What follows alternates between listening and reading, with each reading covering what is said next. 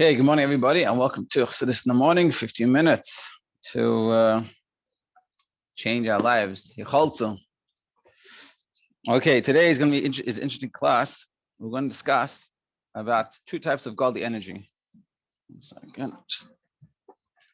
One godly energy is the way God expresses itself in Ilu V'alu, which is literally, it means cause and effect or a chain-like relationship. And then the other one is Yesh Ma'ayin, something from nothing.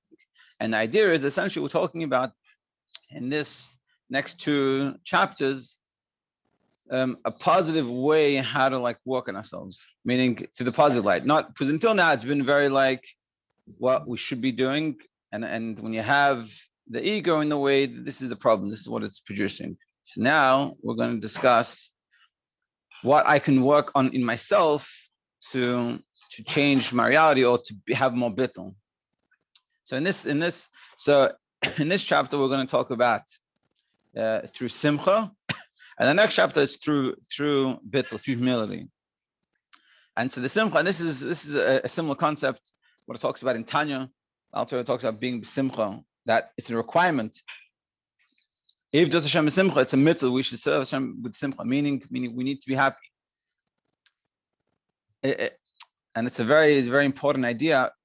Needing to be happy is not a negative. It sounds a little bit harsh, but means in America you have the concept of pursuit of happiness, that we have freedoms to pursue happiness, which means happiness is the goal.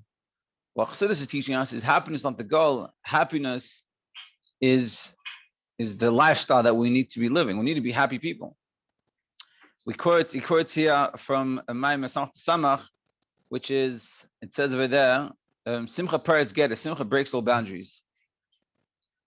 So when we're happy, when we're in a happy mood, everything is different. Everything makes a big difference. And so it's an important, so to speak, goal to reach, that we should be happy.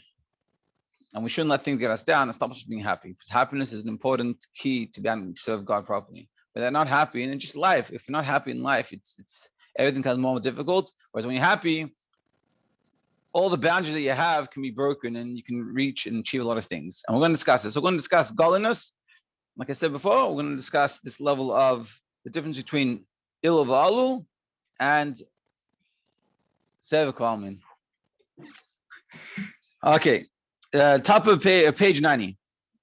In the previous chapter, Rashab discussed the flaws of Yeshus, how it leads to baseless hatred as well as friction and strife, and prevents fruitful interactions between people. Although he will return to that theme, he devotes this and the following chapter to the discussion of desirable approaches to divine service. Yeah, like we talked about. So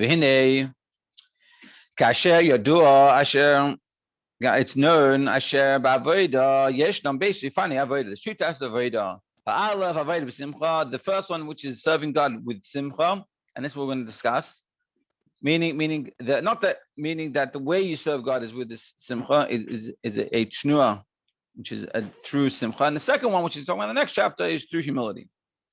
So, but for this chapter, we're going to discuss the simcha. So, how do you have simcha? I know it's meaning, how do you have simcha? When you contemplate and you understand, well, you think about, you meditate on godliness, on the greatness of God. Hey, in the greatness of him, in the concept of the creation of something from nothing. Meaning, when you think about what does that mean that God created something from nothing, this is what it talks about very much in shiur in Tanya, which we just finished a week or two ago. So in shiur ve'emunah, it talks about this idea and how one of the main examples that he gives. When creation, something from nothing, it means that constantly godliness is in the creation. An example he uses is like a rock. For example, you can show with this. I have this little piece of toy. Now, naturally, what happens? It drops and everything comes down. Now, imagine for a second that I'm throwing this toy upwards. What happens? The toy goes up. Did the nature of the toy change to something that goes up? It didn't. The nature of the toy is that it goes down. It's just that my energy, my force, my hand that I'm putting in it is making it go up. And so too with the world. The world is coming from nothing. The ability that the world has to exist is only because God is investing himself into it and making it exist. Because by nature it doesn't exist. Because it's all godly. And to have something that exists as a feeling of a separate entity, the way we do, it comes from yesh ma'ayin, something from nothing, because from godliness to this physical world, feeling something separate, and that constantly happens, and that creation is a recreation every single moment. And he's going to discuss this idea versus il v'al, which is a cause and effect, which we'll see. Explained elsewhere. Besides the fact this is a very wondrous, very awesome idea, and it's really hard to understand. We can't really form this, can't really understand this. We don't have this in our reality. Explained at length. And look into look in that mime over there, talks about this as well.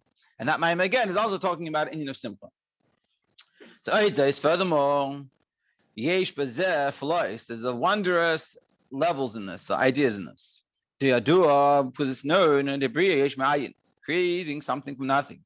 This is a very distant thing, meaning the distance between what's being created and God, they're so distant from each other. Not meaning in a physical sense, but so to speak, in a physical, when you think about it, it just, we have no relationship between them two. And this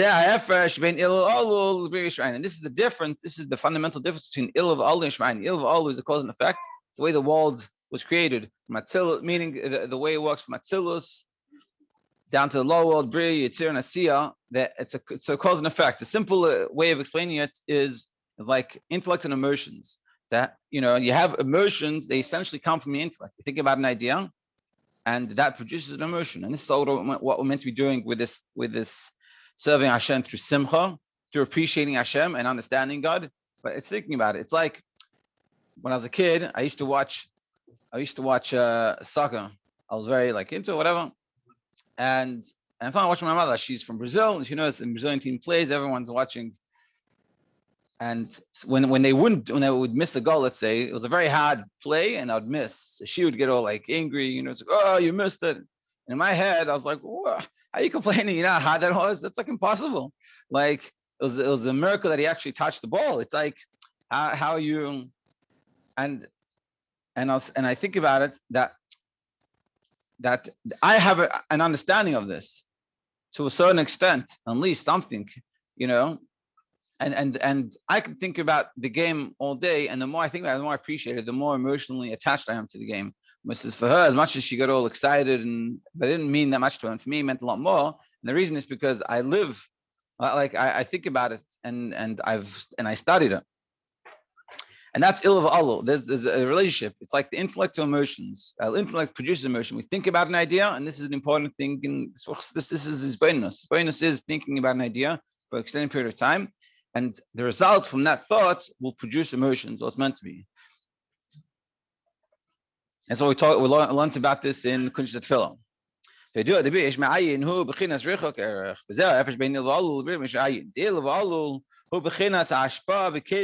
v'al is giving you over, but from a close level. It's a relationship that we have some connection. It's like you have a teacher and a student that they have some relationship, and the teacher tailors it towards the students. It could be that it's above what the student understands, but there's some connection. They speak the same language, they understand the concepts, maybe not as well, but it's still some relationship. Whereas yesh ma'ayin is something from nothing. There's no connection. There's no, so to speak, meeting points.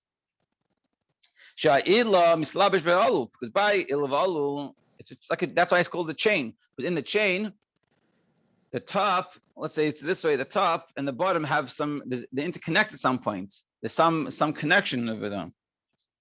Just like the thoughts and emotions are different things, but they connect because the thought produces emotion. And the effect fills its cause.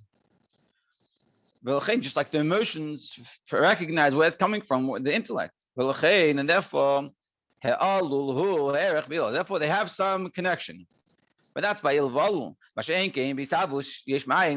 ma'ayin, which is something totally different, is totally incomparable. You can't compare the two. There's no relationship even. They can't even, and it's hard for us to understand this. It just totally two different worlds. This is a very distant type of giving, because ultimately the world that we have is yesh ma'ayin.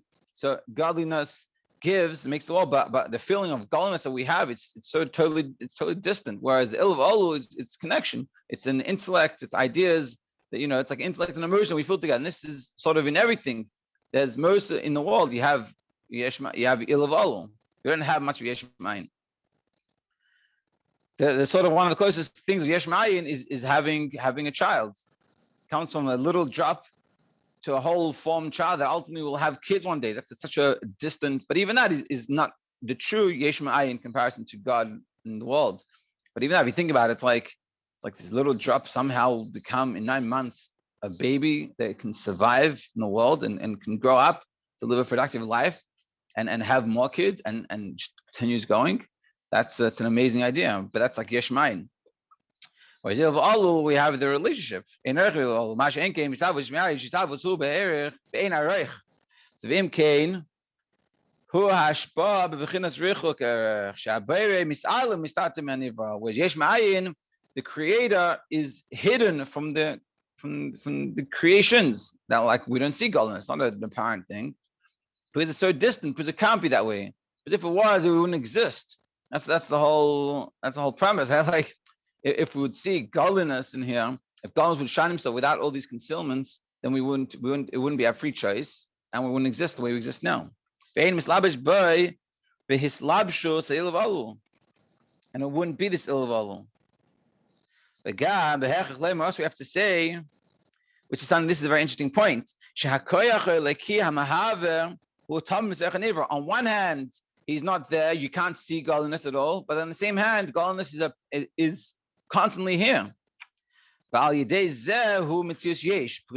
the only way you can exist as this feeling of and seeing yourself separate than God is through him hiding himself. But on the same hand, if God can create us constantly, we would cease to exist. Like the rock going up. The rock doesn't naturally go up. We don't naturally exist. We exist because God is making us into existence. Where something from nothing, something from something, like a chair, a craftsman that makes a chair out of wood. Being that in the beginning there was the person, the craftsman, and the wood. So then when he finishes making the table or the chair exists on its own, because in the beginning it was two things. Whereas God and the world, in the beginning there was only godliness. There wasn't godliness and something. So therefore, in order for the world to exist, especially as we exist as this feeling of separateness, it has to constantly come about to God constantly diffusing. And just like the rock to go up, it has to constantly have the force to make it go up. Once that force stops, then it comes back down. And so that's what's so interesting, that on one hand, godliness has to conceal himself. We can't see, God can't be apparent in this world, but he has to be constantly recreating us in order for us to exist. We have to stop here. Yeah, I want to continue, but we'll have to stop here. And so the point is, we have to learn about this. If we chaz this a few times, think about this and try to understand this more.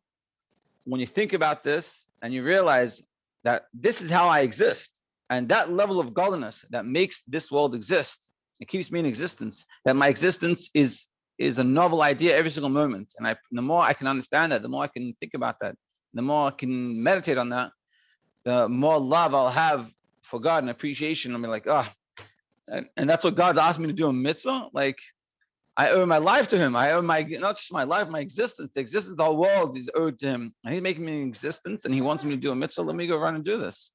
And that's what it's meant to produce. To be continued tomorrow. Have a great day.